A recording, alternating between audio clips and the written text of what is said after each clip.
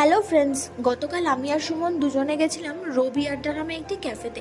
ক্যাফেটা আমাদের বাড়ির খুব কাছাকাছি, খুব একটা দূরে নয়, তবে ক্যাফেটা খাওয়া দাওয়া কিন্তু দারুণ। আমরা খেয়েছিলাম চাউমিন, এগ চাউমিন আর চিকেন মাঞ্চুরিয়ান। দারুণ টেস্ট ছিল আর কোয়ান্টিটি কিন্তু বেশ অনেকটাই করে দিয়েছিল। চাউমিনে কিন্তু সবজির পরিমাণটা অনেকটাই বেশি ছিল, আর এটা হচ্ছে চিকেন মাঞ্চুরিয়ান।